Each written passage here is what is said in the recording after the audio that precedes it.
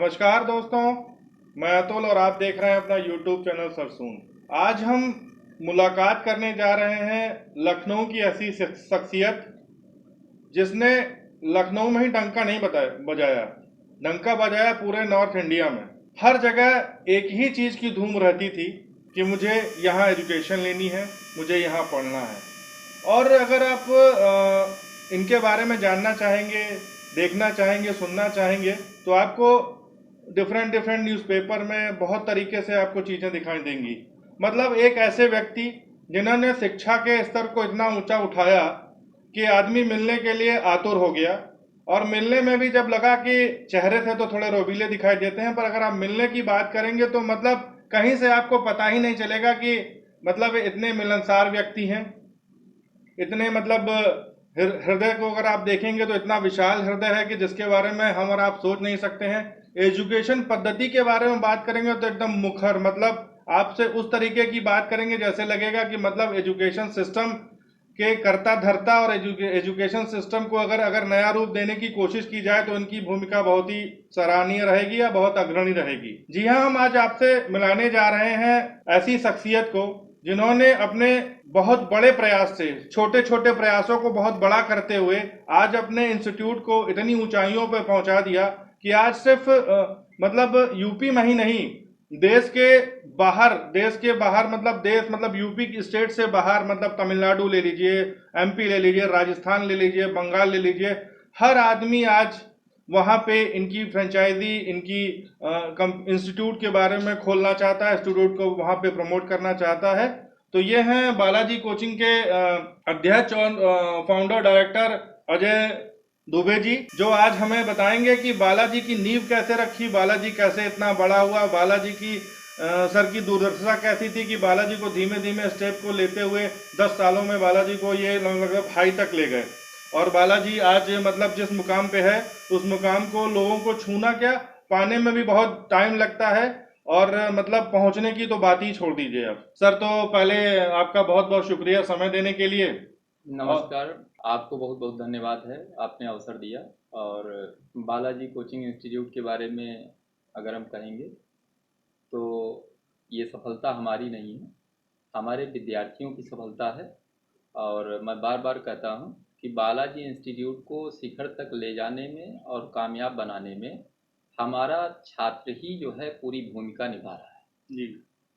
हमारी रणनीति जो है वो केवल इस बात की है कि हम अधिक से अधिक लोगों को कैसे उनको रोजगार उन्मुखी बना पाएं, उनको रोजगार दिला पाएं। और अगर जैसे बहुत से लोग कहते हैं कि सरकारी नौकरी नहीं मिली तो मैं ये कहता हूँ कि सरकारी नौकरी नहीं मिली तो भी हमारी जो अपनी क्लासेस होती हैं, हम बच्चे को इस स्तर तक मानसिक रूप से तैयार करते हैं कि सरकारी नौकरी न पाने की स्थिति में भी वो जीवन में उस सरकारी नौकरी पाने वाले से कहीं कमज़ोर स्थिति में नहीं रहेगा, निश्चित रूप से वो आगे बढ़ेगा। और ये एक आइडियोलॉजिकल खेल है जिसको हम चला रहे हैं बच्चों के सहयोग से। आप लोगों का स्नेह मिलता रहता है, इसलिए ताकत और बढ़ जाती है। सर ये बताइए, मतलब आज बालाजी इंस्टीट्यूट लगभग 12-13 साल के आसपास हो गए बालाजी इंस्टीट्यूट को। और आपने ये सपना कब देखा कि बालाजी इंस्टीट्यूट हमें लॉन्च करना है, हमें नई पीढ़ी को अपने हिसाब से डेवलप करना है, उनके लिए नए नए सब्जेक्ट्स खोज करके? क्योंकि नॉर्मली जब आप एजुकेशन ले रहे होंगे तो इतना बृहद क्षेत्र नहीं था ये, मतलब इतना आदमी इस पर फोकस नहीं होता था कि हम इस क्षेत्र में जाएंगे या हम इस क्षेत्र में जाएंगे। और एकदम से मतलब अगर आप देखिए, जैसे आपने नींव डाली, नींव डालने के बाद आपने संघर्ष किया, संघर्ष करते करते धीमे धीमे लाइन बननी शुरू हुई आपकी, और फिर एक मकाम पे हम लोग पहुंचते चले गए, आप पहुंचते चले गए, आपके स्टूडेंट, आप कहते हैं स्टूडेंट का बहुत बड़ा हाथ है। स्टूडेंट का हाथ तो है ही, पर मगर इसमें आप देखेंगे तो रचनात्मकता तो आप ही की है। मतलब आपने बीज तो आप ही ने डाले कि वो पेड़ धीमे धीमे धीमे धीमे बड़ा होना शुरू हुआ और स्टूडेंट्स निकलना चुके हैं। लगभग आज की डेट में अगर हम देखें तो मेरे ख्याल से 31,000 के आसपास स्टूडेंट अपने पास आउट हो चुके हैं, या कहीं ना कहीं किसी न किसी संस्था में सरकार को, देश को समर्पित हैं और लोगों की सेवा कर रहे हैं। तो ये घटनाक्रम आपका कैसे शुरू हुआ? मतलब मैं कहीं ना कहीं से बहुत बहुत स्पष्ट कहूँगा कि जो है जो बालाजी इंस्टीट्यूट का सपना है वो मेरा अपना देखा हुआ नहीं है, वो हमारे विद्यार्थियों का देखा हुआ है। और हम एक छोटी सी कोचिंग में पढ़ाते थे, सिविल के बच्चों को गाइड करते थे, और किसी कारण से हमने अपनी शैक्षणिक सेवाएं वहाँ से बंद कर दी, और उस स्थिति में बच्चों ने अपनी जो फीस है वो कलेक्ट करके कोचिंग के लिए जगह को तलाशना और कोचिंग को स्थापित करना, कोचिंग को आगे ले चलना, जिसमें अभी हमारे साथ जो है कुणाल सर हैं। कुणाल सर जो है हमारे संस्थापक सदस्यों में हैं। हमारे साथ जो अन्य विद्यार्थी, जिसमें अमृतलाल जी हैं जो अभी पीसीएस हैं, पोस्टिंग है सीतापुर में, और उनका योगदान रहा। इसके अलावा कुछ लड़कियां थी, जिसमें एक रंजीता का नाम मुझे अभी याद है, क्योंकि 2008 की घटना है तो इसलिए पूरे नाम तो नहीं याद हैं। जगत राम है, गरिमा है और अनामिका है, मतलब ऐसे नाम हैं जिन्होंने हमको स्थापित कर दिया। इसमें मतलब ये जो है बिल्कुल अनौपचारिक मैं बोल रहा हूँ। औपचारिक में तो ये एकदम खुल के बोलिए सर। ये जो सिस्टम है, औपचारिकता में तो ये है कि मैं संस्था का चूंकि फाउंडर डायरेक्टर हूँ ऑन पेपर, इसलिए लोग मुझे जानते हैं। सर ऑन पेपर नहीं है, आज की डेट में तो डंका बजता है आपका। ऑन पेपर वाली तो बात नहीं है, पर हाँ ये तो जरूर सी बात है कि जब कोई चीज फूटती है या जब कोई चीज बनती है तो उसमें कहीं ना कहीं लोगों के नाम जरूर जुड़ते हैं, क्योंकि जिस प्रकार का आपका व्यवहार है, जैसे आप मिलनसार हैं, हर आदमी को तवज्जो देते हैं, हर आदमी के लिए आपके द्वार खुले हुए हैं, तो कहीं ना कहीं तो ये चीज मायने रखती ही है कि मतलब हम अजय दुबे जी से मिलने जा रहे हैं तो इसका मतलब है कि हम बेचौक जाकर के मिल सकते हैं। इसमें तो कहीं कोई अतिशयोक्ति नहीं है। और जब आपकी टीम बनी तो जाहिर सी बात है कि धीमे धीमे बनती गई और चीजें आप करते भी गए। उसके पीछे आसानी से मिलना, ये इसको मैं समझता हूँ कि मेरी मजबूरी है। आसानी से मिलना मेरी मजबूरी इसलिए है। नहीं सर, हम बहुत लोगों को देखते हैं कि मतलब एक लोगों में एक वो उसको क्या कहा जाए, एक प्रकार से उनमें गुरूर आ जाता है कि भैया मैं इतना बड़ा हो गया और चीजें कैसी क्या हो गई। तो वो चीज आप में दिखाई नहीं देती, क्योंकि हम देख रहे हैं, पिछले बहुत दिनों से देख रहे हैं, मतलब इस तरह की चीजें आप में आई नहीं है अभी तक। नहीं, वो जो है गुरूर आने का कोई संभावना ही नहीं है। उसके लिए गुरूर तो तब आता है जब हम कोई बहुत बड़े पूंजीपति परिवार से जुड़े होते हैं। हम तो एक सामान्य परिवार के व्यक्ति हैं। कुछ परिवार के बारे में भी जब जिक्र किया तो कुछ परिवार के बारे में भी बताते चलें। परिवार में हमारे पिताजी तो बैंकिंग सेवाओं में थे, क्लास 1 ऑफिसर से रिटायर हो गए, और जो है अभी तो बच्चे हैं छोटे, और जो है बहुत छोटा परिवार है, भाई हैं, और पूरे परिवार का योगदान रहा। और परिवार के योगदान से बड़ा हमने कहा कि विद्यार्थी का बहुत बड़ा योगदान रहा, और ये हमारे जीवन का जो है एक ऐतिहासिक पल है, जिसको हम शायद कभी भूल नहीं सकते हैं। क्योंकि कोई भी कोचिंग संगठन जो है वो बिना पूंजी लगाए खड़ा नहीं हुआ, और हमारा 1 रुपया इन्वेस्ट नहीं। 1 रुपये हमने व्यवसाय के नाम पर ना अपना और ना घर का, किसी का निवेश नहीं। अच्छा। जो भी निवेश है वो बच्चों ने निवेश किया है।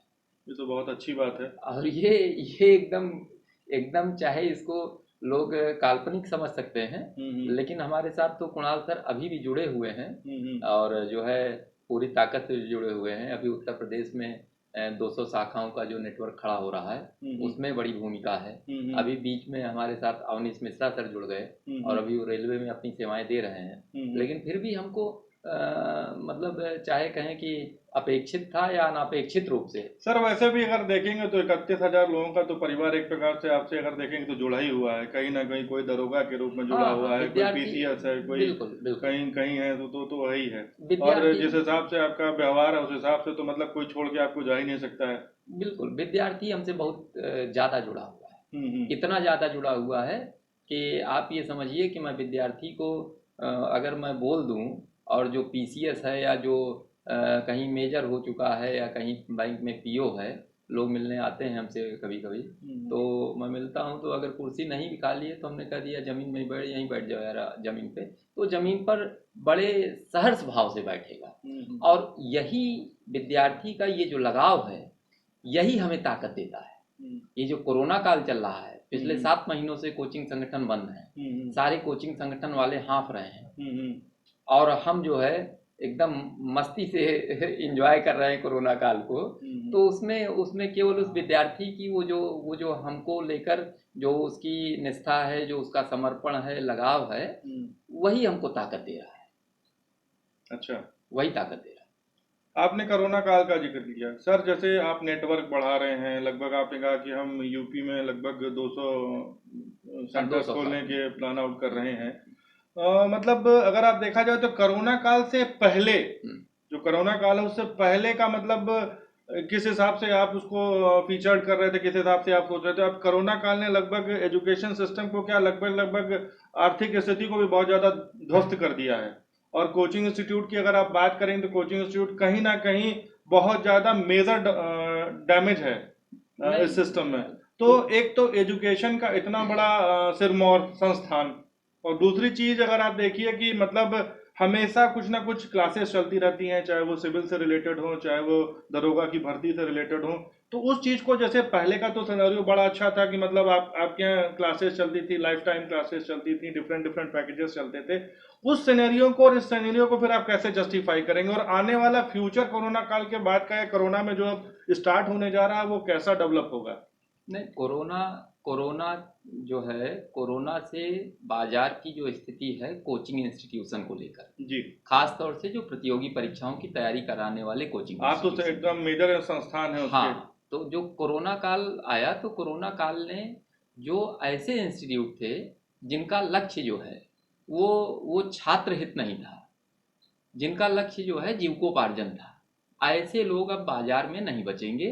अगर वो कोरोना काल के बाद आएंगे भी तो वो 90 दिन उनकी मैक्सिमम अवधि सर, है। तो इसका मतलब ये कहा जाए कि जो कंपटीशन था, जो मतलब छुटपुट कंपटीशन था, वो खत्म होता हुआ दिखाई बिल्कुल, देगा। हमें हमारे लिए तो मैं ये कहूँगा कि शायद ईश्वर ने इसको देशव्यापी नेटवर्क बनाने के लिए ही कोरोना काल की स्थिति उत्पन्न कर दी। मतलब आपके लिए एक प्लस प्लस कंडीशन है ये। मैं मान रहा हूँ ऐसा, मैं मान रहा हूँ। तो ये जैसे अगर ये सारे बताइए, जैसे अभी दरोगा की भर्ती आप मतलब पता चला कि दरोगा की भर्ती आने जा जी रही है, इसके जी अलावा बैंकिंग सर्विसेज की भर्ती आने जा रही जी। हैं। और आगे आपके क्या क्या प्लान्स हैं जो इन सब क्षेत्रों में और ज्यादा बृहद, क्योंकि आप जब बता रहे हैं कि एक विन विन सिचुएशन पे हम पहुंच रहे हैं, और हम फिर उसके बाद तो फिर आप बाइफरगेट ही करोगे, चीजों को बढ़ाओगे ही, बिल्कुल अलग अलग सेगमेंट में बढ़ाओगे। बिल्कुल। और इसके अलावा जैसे अभी यूपी में आप 200 सेंटर्स खोलने जा रहे हैं, तो आपका यूपी से बाहर, जैसे आपका नाम तो अब यूपी के लिए मतलब वो बहुत छोटी चीज है।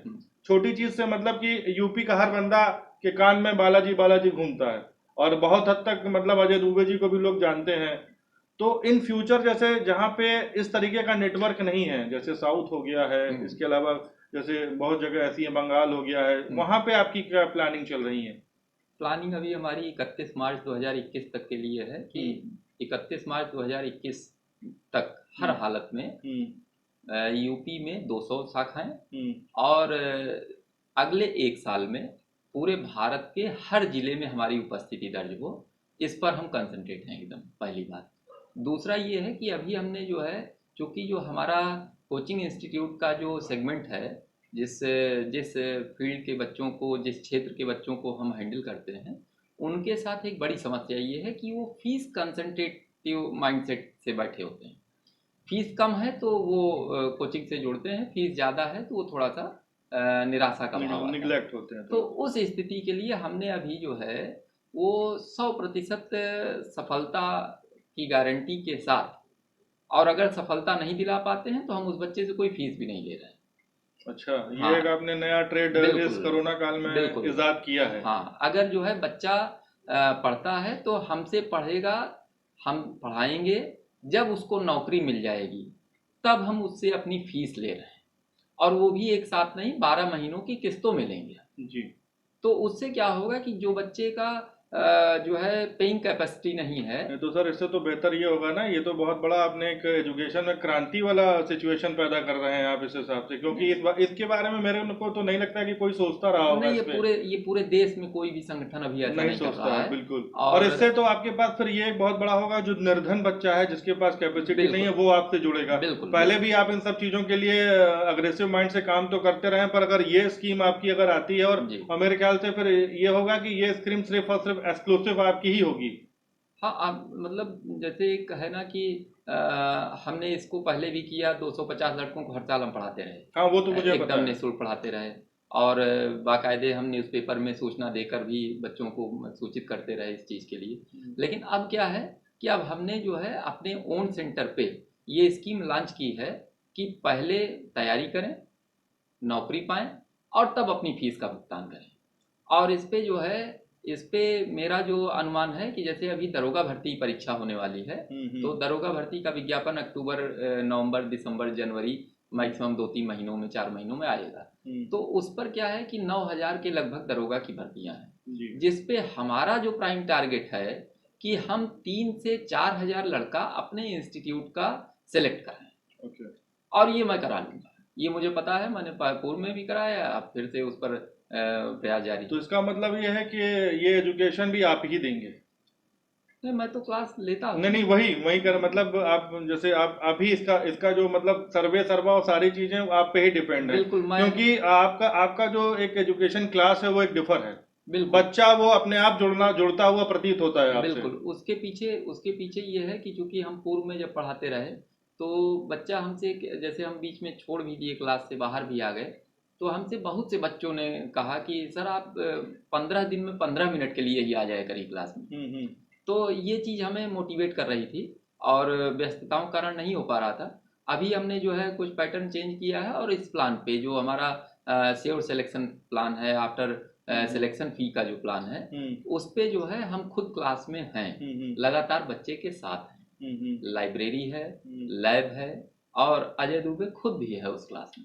सर थोड़ा सा पर्सनल सवाल है कि बालाजी जब आपने स्टार्ट किया और मतलब रॉकेट हो गया बालाजी, पर बीच में कुछ समय ऐसा आया कि चीजें थोड़ी सी अस्त व्यस्त हुई, लोग गलत प्रमोशन करने लगे, कुछ स्लो डाउन कह सकते हैं, कुछ गलत प्रमोशन हो गया, मार्केट में गलत न्यूज गई, कुछ आपकी तबीयत को भी लेकर के लोगों ने जगह जगह स्टेटमेंट्स दिए। तो इसके बारे में कुछ बताइए कि मतलब ये पूरा वाकया क्या था और इससे आप उबर करके कैसे आए? नहीं, वो बीच में ऐसा हुआ कि वर्कलोड ज़्यादा था और व्यस्तताएं ज़्यादा थीं और अस्वस्थ हो गए हम ठंडियों के दौरान। तो उसमें जो है चीज़ें थोड़ी सी डिस्टर्ब ज़रूर हुई। और उसमें चूँकि हम लोगों की जो ब्रांचेस होती हैं वो ओन ब्रांच, ओन प्रीमाइसेस नहीं था, तो उस पर कहीं पर रेंटल डिस्प्यूट आया, तो उस केस में ऐसा हुआ। लेकिन ये बहुत बड़ा डिस्टरबेंस नहीं था। वो जो डिस्टरबेंस था उसको हमने रिकवर किया है और अभी हमारे पास लगातार बच्चे जुड़े हुए हैं और बोल रहे हैं कि सर आप क्लास में आएंगे तो फिर मज़ा आएगा। मतलब ऐसे ऐसे कमेंट्स आते हैं हमारे पास, जिसको हम इन जनरल नहीं बोलेंगे, लेकिन जो है जो जो जो उत्साह है, उत्साह आने के पीछे एक कारण है कि अभी मैं एक वीडियो देख रहा था, मैं नाम नहीं लूँगा, एक सिविल कोचिंग संचालक बोल रहे हैं और हिंदी के शब्दों का सही उच्चारण नहीं कर पा रहे हैं। अब सर ये तो बहुत होता है, अगर आप देखिए तो मतलब आज की डेट में मैं नॉर्मली बात करूं, जैसे आपके नाम को लेकर ही लोगों ने कोचिंग खोल डाल दी। हाँ, और मतलब स्टूडेंट्स को मिसगाइड किया कि इस तरह की चीजें हुई। पर जीत तो लोग सत्य की ही बोलते हैं और जीत मतलब जो चलता रहता है उसी की होती है। नहीं, अभी उस पर भी हम लीगल एक्शन लेने जा रहे हैं। अभी हम लीगल एक्शन मोड पे आ गए हैं कि जो लोगों ने नाम को खराब किया है उनके विरुद्ध हम लीगल नोटिस भी जारी हो रही हैं और एक आध जगह पर जारी हो भी चुकी हैं। अच्छा। तो वो अपने आप ही जो है सरेंडर करेंगे और जो है गुणवत्ता में किसी भी प्रकार से कोई भी डेंट, चाहे वो बाहरी पहुंचाए चाहे वो हमारे अपने ही लोग अगर पहुंचाते हैं, तो हम दंडात्मक कार्यवाही करेंगे। अब इसमें कोई अब लाग लपेट नहीं रहेगा। अच्छा। सुनने में यह आता है कि आपकी सफलता के पीछे मतलब आपकी वाइफ का बहुत बड़ा हाथ है। मतलब आप तो इतने बिजी रहते हैं कि मतलब घर पर भी टाइम ही नहीं दे पाते हैं, तो मैनेज वो कैसे किया जाता है आपकी इस तरह की चीज़ों को? नहीं, अब पत्नी का तो बहुत बड़ा सहयोग रहा है और अब क्योंकि आप कहीं पे भी हम देखते हैं कि आप नाम नहीं लेते हैं, पर आप नाम अपने टीचरों का ले लेते हैं, स्टूडेंट्स का ले लेते हैं, पर जो आपकी अर्धांगिनी है, जो मतलब आपकी बैकबोन है, आप कभी उनका नाम या उनका प्रमोशन नहीं करते हैं। नहीं, प्रमोशन करने प्रमोशन से मतलब वो नहीं है कि आप प्रमोशन करें, मतलब कम से कम ये तो बताइए कम से कम कि भाई आपकी लाइफ पार्टनर हैं और आपके साथ कंधे से कंधा मिला करके चलती हैं। और आप मतलब हर तरफ हर जगह मतलब दूसरे लोगों को कर देते हैं। देखिए ठीक है, सारी चीज है, कुणाल जी भी आपके साथ काम करते हैं, अवनीश जी भी आपके साथ काम करते हैं और बहुत सारे लोग हैं, पर कहीं ना कहीं तो ये मतलब चीज रहती होगी, हो सकता है वो आपसे पूछती भी हो उस चीज के बारे में कि भैया हमारा नाम काहे नहीं लेते हैं, हम भी तो आपके सपोर्टर हैं, नहीं हम भी नहीं तो चीजों को आगे बढ़ाते हैं। नहीं नहीं, पत्नी पत्नी इस मामले में बहुत समझदार है, इसके लिए ईश्वर को धन्यवाद है। हम्म। और जो है पूरा सपोर्ट जो उनके लेवल पर होता है करती हैं। हम्म। और सबसे बड़ा सपोर्ट जो होता है वो मॉरल होता है, हम्म। तो मॉरल सपोर्ट करती हैं, ये बहुत बड़ी बात है। हम्म। और उनकी अपनी पारिवारिक जिम्मेदारियां हैं, इसलिए वो कोचिंग इंस्टीट्यूशन में नहीं जुड़ नहीं नहीं, पाएंगी, वो तो अच्छी बात क्योंकि है। अभी बच्चे बहुत छोटे हैं, इसलिए संभव नहीं है। हम्म। तो उसके पत्नी के योगदान को निगलेक्ट नहीं कर रहे हैं। हम्म। पत्नी के योगदान को गाथा के रूप में सुनाना हमें नहीं सर, लगता हम है कि गाथा बहुत के रूप उचित में नहीं आपसे है। नहीं कह रहे कि गाथा के रूप में सुनाइए, पर कभी कभी नाम तो लीजिए, क्योंकि ये तो जाहिर सी बात है कि आप फ्रंट पे तो वॉरियर हैं, पर अंदर कहीं ना कहीं तो क्वेश्चन जरूर उठता होगा, कहीं ना कहीं तो आपसे भी क्वेश्चन जरूर होता होगा कि भैया थोड़ा सा तो हमको भी कुछ कीजिए या हमें भी तो कुछ नहीं, बताइए। ऐसा ऐसा ऐसा कभी आया नहीं। अच्छा। ऐसा कभी आया नहीं। और सर कुछ फैमिली के बारे में और फ्यूचर प्लान्स के बारे में अभी फिर आपसे कुछ और चर्चा अभी करते हैं। फ्यूचर प्लान यही है कि अभी हम जो है हमारी जो सिविल विंग है करियर निर्माण नाम से, वो हम 1 जनवरी को लॉन्च कर रहे हैं। सुनने में तो ये भी आ रहा था कि आप कोई इंटरनेशनली टाइप का प्ले ग्रुप स्कूल भी हाँ, लॉन्च करने के play group school plan Indo भी इंडो आपका है। किड्स इंडो किड्स भी हम जो है 1 अप्रैल से लॉन्च करेंगे। अच्छा। हाँ, उसकी प्रमोशनल एक्टिविटी शुरू की जा चुकी है, लेकिन उसकी लॉन्चिंग जो है वो 1 अप्रैल 2021 से।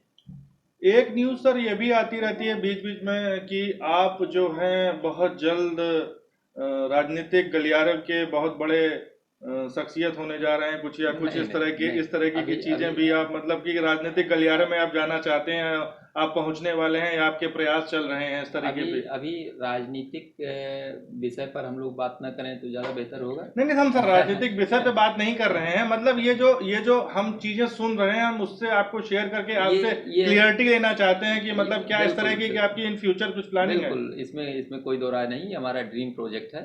और हमारी मतलब बचपन की इच्छा है। कोचिंग कोचिंग को संचालित करने के पीछे हमारे छात्रों की इच्छा थी, और राजनीतिक गलियारे में पहुंचने की इच्छा हमारी बचपन की इच्छा है।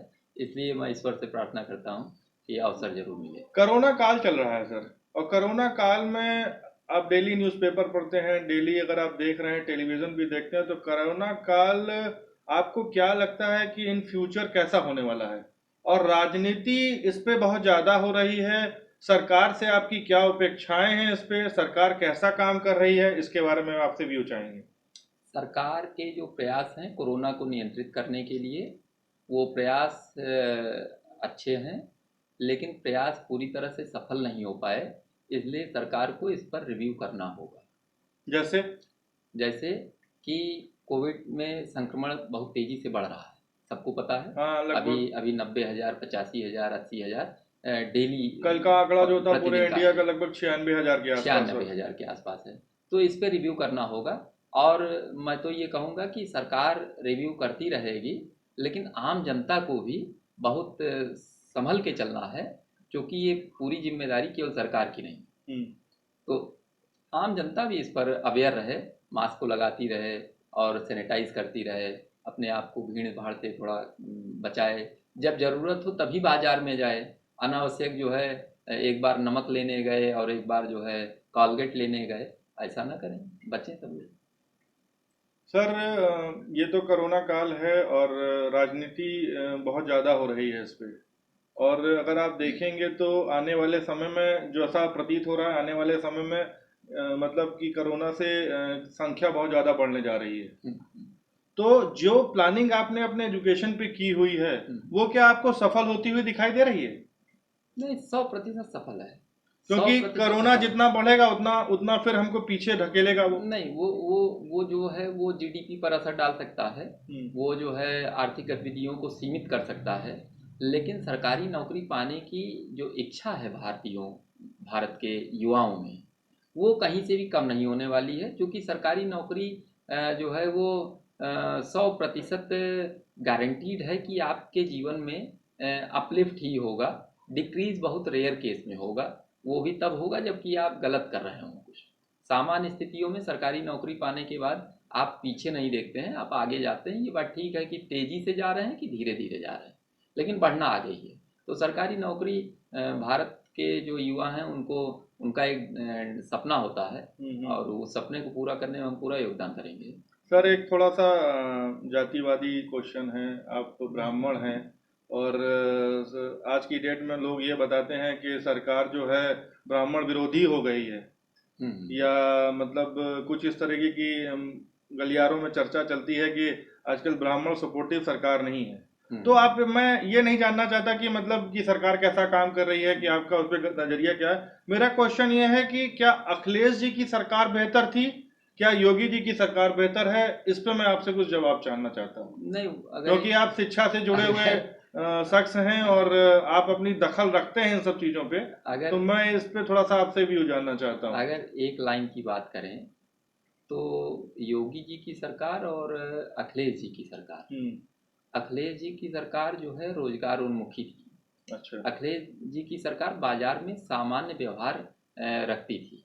लेकिन योगी जी की सरकार में क्या हुआ कि ईमानदारी का प्रोपोगंडा इतना कर दिया गया कि उससे जो काम करने वाले लोग थे, वो काम करने वाले लोग डर गए।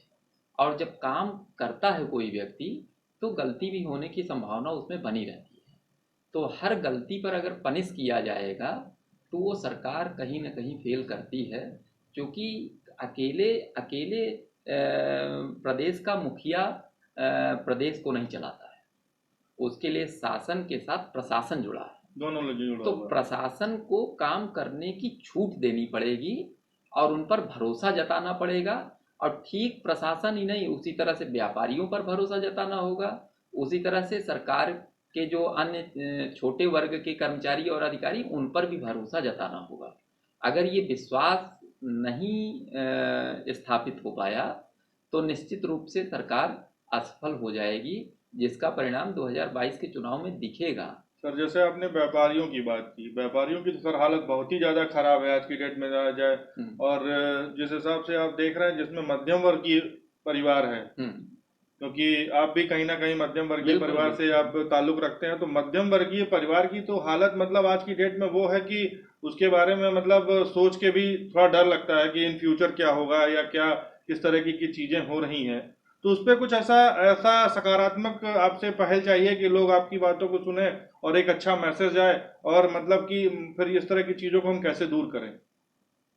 इस पर तो एक तो मध्यम वर्गीय परिवार को थोड़ा सा आगे आना होगा, और उससे भी पहले सरकार को आगे आना होगा। क्योंकि सर मध्यम वर्गीय परिवार के साथ तो सारी चीजें बंधी हुई हैं। उसका बच्चों की फीस भी जाती है, उसका भैया घर का लोन भी जाता है, गाड़ी खरीदी हुई है तो गाड़ी का भी पैसा जाता है, उसके अलावा दवाई का भी पैसा जाता है, पेरेंट्स रह रहे हैं तो पेरेंट्स के साथ भी उनकी चीजें हैं। तो वो तो बेचारा उसी मतलब एक अगर देखा जाए एक दायरे में घूमता रहता है और उस दायरे से कभी निकल नहीं पाता। और कोरोना काल को अगर आप देखेंगे तो पिछले 6 से 7 महीने में तो मतलब ना बिजनेस है ना चीजें हैं। चाहे एजुकेशन की बात कर लीजिए, चाहे किसी भी सेगमेंट की बात कर लीजिए, अगर एक दो सेगमेंट को छोड़ते हैं तो सारा का सारा सेगमेंट मतलब हवा हवाई है, कुछ है ही नहीं है। और नॉर्मली अगर हम बात करें, जैसे आप शिक्षा से रिलेटेड है तो स्कूल्स वाले बहुत प्रेशर्स करते हैं इस पे, फीस लेने की बात करते हैं और टेक्नोलॉजी की बातें करते हैं। प्रेशर डेली कहीं किसी स्कूल से फोन आता है, कहीं किसी स्कूल से फोन आता है, जहां जहां बच्चे पढ़ रहे हैं कि भैया फीस जमा करा दीजिए, ये जमा करा दीजिए। आपको क्या लगता है कि ये चीजें सही है? क्योंकि सर हमारे पास पैसा नहीं है, मध्यम वर्गीय के पास पैसा नहीं है, वो पैसा कहाँ से ला करके देगा इनको? और एजुकेशन के नाम पे जो ऑनलाइन एजुकेशन की बात कर रहे हैं, तो जो ऑनलाइन एजुकेशन के नाम पे तो नेट हमारा ही यूज होता है, सारी चीजें हमारी यूज, बच्चों के स्वास्थ्य के प्रति बड़ी दिक्कत है। नहीं, इस पर तो मैंने पहले ही बोल दिया कि जो कोरोना काल है इस पे सरकार को आगे आना होगा। उसमें जैसे विद्यालय के संचालकों का ही सारा दोष नहीं है, क्योंकि विद्यालय भी स्थापित हुआ है तो विद्यालय के संचालक, तमाम ऐसे विद्यालय हैं, तमाम नहीं लगभग 90% ऐसे विद्यालय हैं जो वर्तमान में प्रोजेक्ट लोन ले चुके हैं और उनको भी अपना लोन का ईएमआई देना है। तो अभी मॉर्गेज मॉनिटेरियन पीरियड बढ़ाया गया तो सरकार ने पहल की भी।